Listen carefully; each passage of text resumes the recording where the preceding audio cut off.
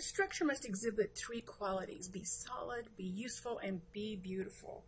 We've been taking a look at architects that think outside of the box, that have a unique and unusual designs, because we put an unusual roof on our project called The Retreat. This is our last and final lesson for The Retreat. This is Stephanie Kwame from the CAD Academy. Today, we are going to talk about another architect that uses ArchiCAD. His name is Thom Mayne, and he is out of California. And we'll just go ahead and take a look at some of his work. This is the Cooper Union. It is in New York. It's on the campus of Cooper Union University, and they were founded on the premise that everybody should have the opportunity for a great education. I think that the building looks more organic. You know, it looks to me almost like a mountain. And then you've got the canyons going in with the mountains. And also the angle makes an interesting focal point.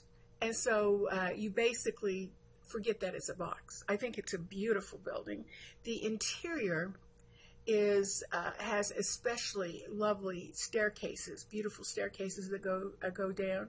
And this is a picture of Thom Mayne, the architect that designed this. He also has his signature angled canyon, we might call it, on the building that he did for Caltech. This is the San Francisco Federal Building.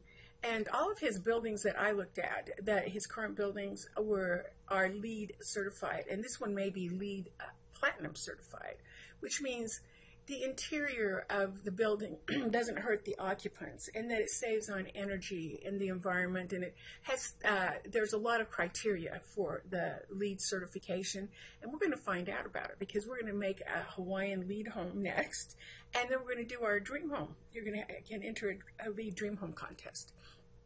I love the unique architectural feature here of the building that is on First Street in Maine in downtown LA.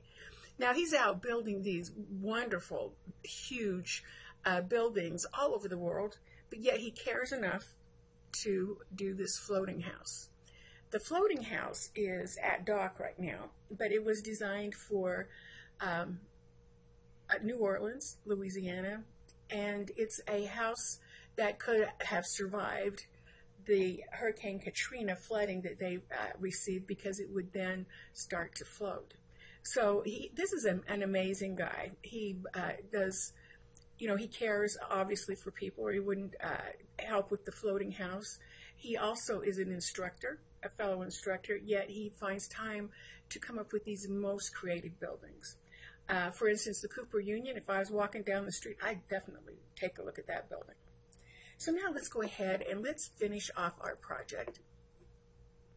I turned off all the layers except for the windows, the doors, and the walls. And we're going to talk we're deviating just a minute and talking about a check plot. Every architect, our architectural firm, does a check plot. You get to a point where you've got the maybe the spacing, how you think it should be laid out, and then you want to take that to the client or the customer for the big okay. And in general, it is dimensioned. And we did talk about in the cabin that you could do this. I select a tool here called Wall. I do a Control-A for selecting all of them. And then we went to Document and Document Extras and Automatic Dimensioning Exterior. And now I can pick and choose what I want, but I'm going to actually make sure I do place on all four sides. And when I come up and I see a Mercedes cursor, which is that, I select and I come down, and that's where the dimensions are located. Now, these might look small to you, but they are perfect for 1/4 inch equals a foot on a 24 by 36 inch or D size sheet. And so they're actually perfect. Now, we're going to get rid of the little wall I drew. And now let's say that we just want to dimension this wall with the windows. We could actually go to the arrow and then select the wall, and then go to Document and We want to go document extras, automatic dimensioning, and this is exterior as well. And we're just going to place it on one side. And we look for the Mercedes cursor, dimension line location, and we did just the one wall. Now, say you wanted to do it by hand, because a lot of instructors might think that's good.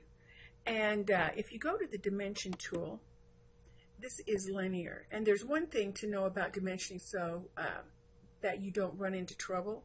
And that is, if I want to do an overall dimension here, I would select here.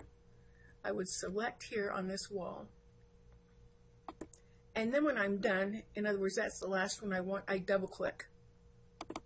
And then I take it down for a dimension line location.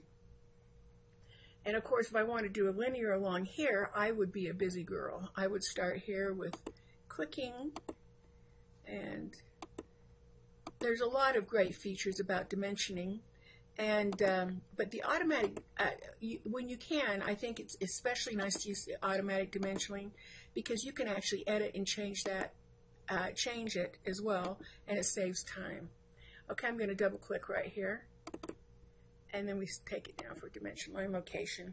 And so that took me a little bit longer to do what I did with just one or two strokes before. If you want to do angular, you can do angular with this. You can, but just remember, when you're done choosing what you want to dimension, double click. So we're going to move off from that. Now, when you're done with this, it would be nice. I've got an orphan, is what I call it right there. I'm going to get rid of it.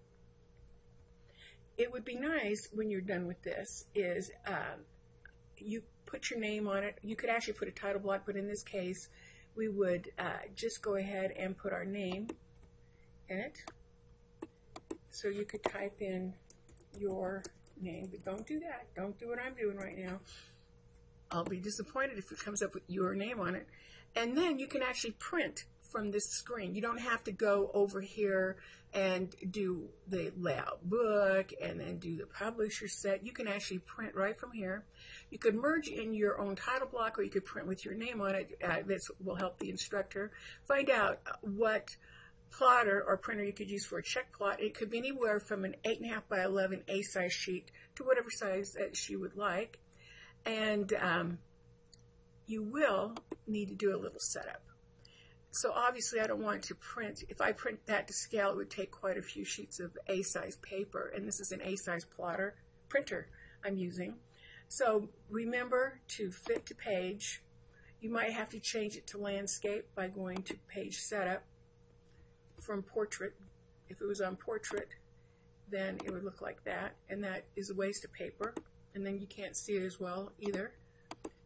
And then go ahead and print that.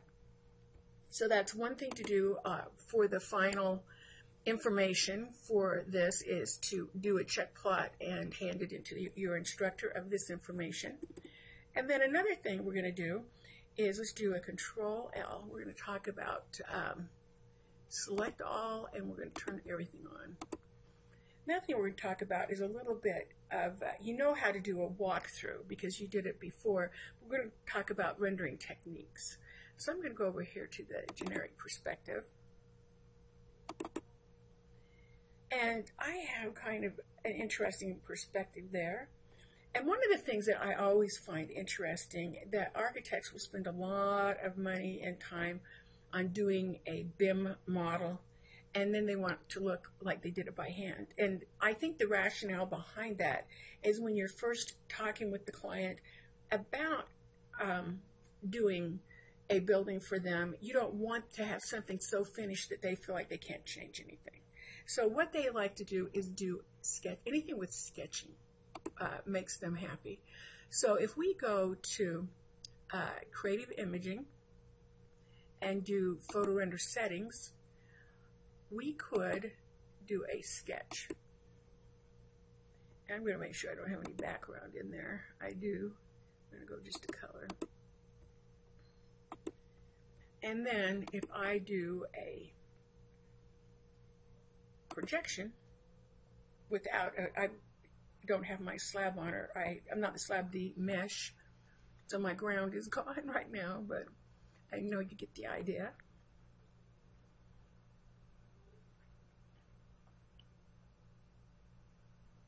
And that, too, people would feel less finished, and they would feel like they could change it a little bit more. So that's one thing.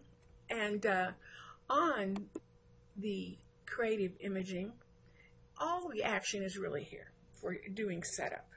So if I select photo rendering settings, my favorite is Lightworks. And it's because it will bounce off of things with photometrics and come up with shadows, and you see like a mirror would reflect, and you could see a reflection on it. And so it's really my favorite. And you don't want to really bump up the resolution unless you've got lots of memory on your computer. Say you're doing it on the computer at school, you might want to keep it, a little lower. And if you're going to do a walkthrough and you're going inside and you've added lights, remember to add lamps or it will not show up. You'll keep putting in lights and nothing's going to happen. And we have shadow by lamp setting and lamps. So you want to make sure that you have lamps accommodated there. And on the background, you saw that I had a background and I had a picture. And if you go to change the picture, you can see it's just a JPEG. Your camera makes JPEGs. So you could actually take a picture of where it was going to be and give them a rendering with what the house would look like on their site, which would be absolutely lovely. I'm just going to select that. And then I'd like to also brighten. It comes as a default right here, and I like to brighten it just a bit, and it brightens it just at the end. So I'm going to apply these settings. And don't be afraid to try something. You might come up with something that is very unique and fun.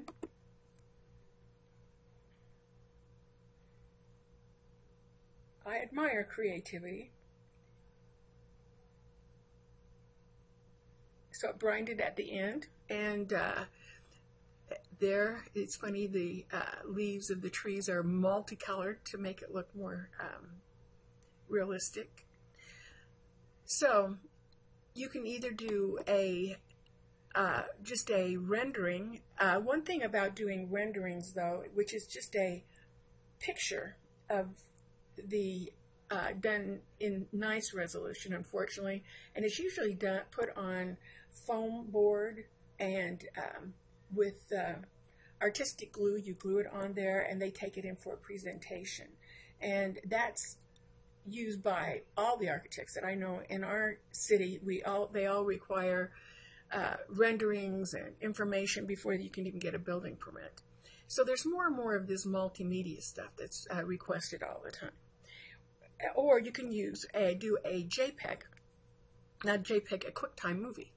And I did a QuickTime movie, and it's, I hate to say that, everybody's always critical of their work, and this time I'm critical of this, but anyway, it gives you an idea.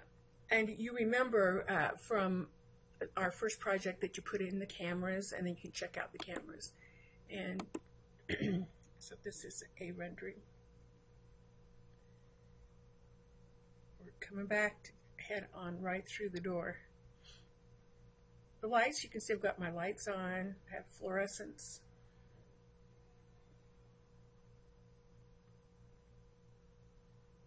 And 2 ovens, it's a commercial oven.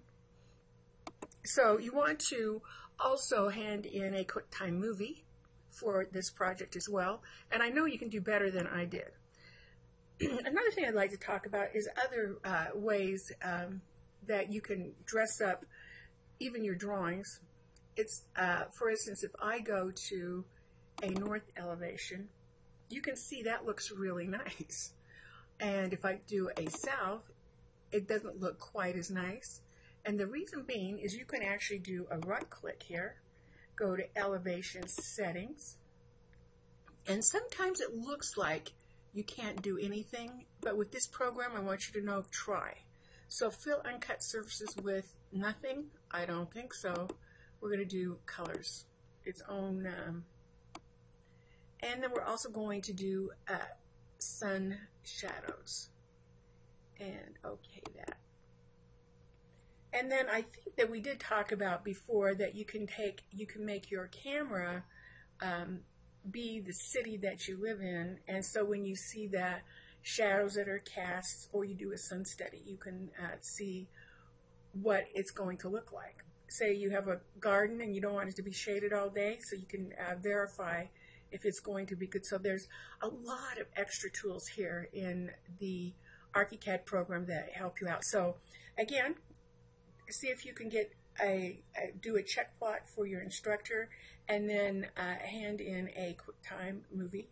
And until next time, thank you for listening.